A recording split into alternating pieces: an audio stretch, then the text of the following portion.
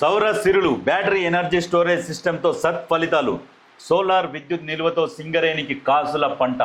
మిగులు సౌర విద్యుత్కు విలువ తెచ్చిన సింగరేణి రాష్ట్రంలోనే తొలి అతిపెద్ద ప్రాజెక్టు మందమరిలో ఏర్పాటు. 4 నెలల్లోనే మెరుగైన ఫలితాలు. BESSతో 26 లక్షల ఆదా. మిగులు విద్యుత్తును సొమ్ము చేసుకునే అద్భుత వ్యూహం. అవసరాలు తీరుస్తూనే రికార్డు స్థాయి పొదుపు. మందమర్రి ప్రయోగం విజయవంతం కావడంపై సింగరేణి హర్షం.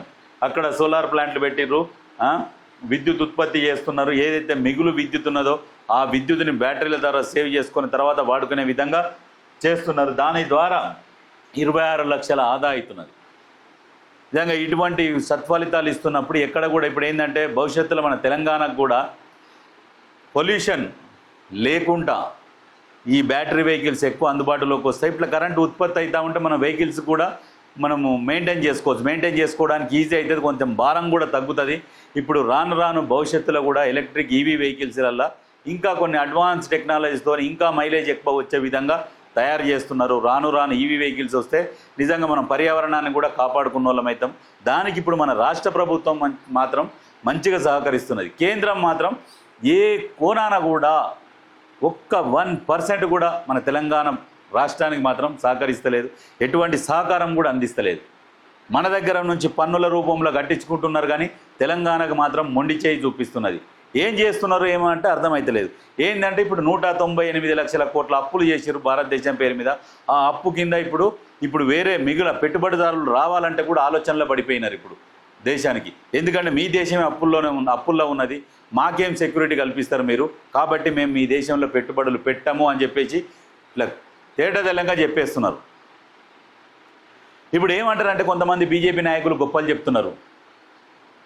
ఏంది మనం భారతదేశం మనం 4వ స్థానంలో ఉన్నాము ఆదాయంలో అని చెప్పేసి అని అంటారు. ఆదాయంలో మనం 4వ స్థానంలో ఉన్నామని ఎంత సిగ్గు లేకుండా చెప్తున్నారంటే చెప్పేటోళ్ళు 4వ స్థానం అంటే ఏ లెక్కన ఉన్నావు అంటే ఖర్చు పెట్టుటనా ఆదాయంలోనా ఏ రకంగా తీసుకుంటే ఏడ ఉన్నాం మనము అంటే ఒక నలుగురు ఒక 5గురు సంపాదించుకొని 1000 కోట్లు లక్షల కోట్లు వాళ్ళు సంపాదించుకుంటే వాళ్ళని ముందల పెట్టి మనము 4వ స్థానంలో ఉన్నామని చెప్పుకోవడానికి సిగ్గు అనిపించాలి. పర్ క్యాప్ తలసరి ఆదాయం తీసుకోర్రి. తలసరి ఆదాయం తీసుకున్నట్లయితే మన దేశం 146వ స్థానంలో ఉన్నది. ఏది కరువు దేశాల పక్కన ఇంచుమించు ఇక వాటికి దగ్గరలోనే ఉన్నాం మనం. కానీ ప్రధానమంత్రి సూట్లు వేసుకొని బూట్లు వేసుకొని మంచి బట్టలు వేసుకొని హై ప్రొఫైల్గా స్టైల్గా తిరిగితే దేశంలో అభివృద్ధి లేదు. ఓన్లీ స్టైల్కు చూపించడమే, పైన పటారం లోపల లొటారం అన్నట్టుగానే ఉన్నది. మన దేశ పరిస్థితి బాగలేదు, ఇది వాస్తవము. తలసరి ఆదాయం లెక్క తీసుకోండి. ఆ లెక్క ప్రకారం భారతదేశం ఎన్నో స్థానంలో ఉన్నది అదే చూసుకోరు. ఎందుకంటే 150 కోట్ల జనాభా ఉన్న దేశంలో ఇటువంటి పరిస్థితి వచ్చిందంటే పాలిస్తున్న పాలకులు సిగ్గుతోని తల వంచుకోవాలి. మరి ఇంకా తర్వాత ఇంకేందో తెలియదు. ఎందుకంటే ఇటువంటి టైంలో చేతులు ఎత్తేసి పక్కకు జరిగితే వేరే వాళ్ళన్న తీసుకొని మరి సరిదిద్దుతారు కదా. ఎందుకు మరి ఈ షోకులు చెప్తారు అంటే దేశం కోసం ధర్మం కోసం జై శ్రీరామ్ వందే అనగానే మాతరం అనాలి. కింద ఉన్నోళ్ళు వందే మాతరం అనగానే వస్తుందా? ఫస్ట్ నువ్వు ఆర్థికంగా బలంగా తయారు చేసినాక నువ్వు ఏదన్నా ఆట నడుస్తుంది. కానీ నువ్వు ఏం లేదు, తింటానికి తిండి లేదు, కానీ ఇక ఎల్లికి బులావ్ అన్నట్టుగా ఉంటుంది కథ. ఇటువంటి పార్టీ మన దేశానికి అవసరం లేదు. బీజేపీకి స్వస్తి పలకాల్సిందే. ఎందుకంటే వాళ్ళ పాలనలో ఇంతమంది పౌరులు కూడా ఎగ్జాంపుల్ చూసిరు కదా. కాక్రోచ్ జనతా పార్టీ ఎట్లా పుట్టుకొచ్చింది. ఒక్క రోజుల్నే 1.5 కోటి మంది సభ్యత్వం మామూలు విషయం కాదు. అర్థం చేసుకోరు. అంటే ప్రభుత్వం మీద, కేంద్ర ప్రభుత్వం మీద ఎంత వ్యతిరేకత ఉన్నది. నార్త్లో పుట్టుకొచ్చింది, ఎక్కువ వాళ్ళ పాలిత రాష్ట్రాలే ఉన్నాయి. అందుకనే అర్థం చేసుకోరు. నిజం గొంతు చించుకొని అందరు చెప్తున్నారు.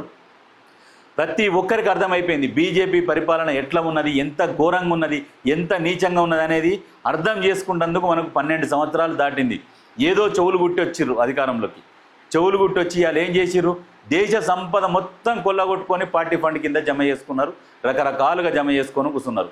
మెయిన్ ఈ అమిత్ షా ప్రభుత్వమే ఇది, మోడీ ప్రభుత్వం కూడా కాదు. అమిత్ షా కనుసన్నల్లో నడుస్తుంది. అమిత్ షా చేస్తున్న పరిపాలన ఇదంతా. అమిత్ షా కొడుకుకి ఏంది ICCI చైర్మన్ అట, BCCI మొత్తం క్రికెట్ మొత్తం వాళ్ళ చేతిలో పెట్టుకున్నారు. చేతిలో పెట్టుకొని ఆడిందే ఆట, పాడిందే పాట. మరి ఇప్పుడు వారసత్వ రాజకీయాలని మేము ప్రోత్సహించాం, వారసులు ఎవరిని రానియమని చెప్పేసి గప్పాలు కొట్టిన పార్టీ ఇవ్వాలి. మరి ఎందుకు వస్తున్నారు వీళ్ళు వారసులు? అమిత్ షా వారసుడు ఎందుకు ఇంకా వేరే వాళ్ళు ఎవరు లేరా? ఎందుకు ఇదంతా? దోసుకపోతందుకు. భారతదేశాన్ని మొత్తం దోసుకున్నారు, భూమి పైన ఉన్నది మొత్తం దోసుకున్నారు, ఇప్పుడు భూమి లోపల ఉన్నది కూడా దోసుకున్నారు. లాస్ట్కి ఏం చేస్తారంటే దేశాన్ని అమ్మేసే పరిస్థితిలో ఉన్నది. ఇది మాత్రం వాస్తవము. ఎవ్వరేమనుకున్నా, ఎవ్వరు ఏం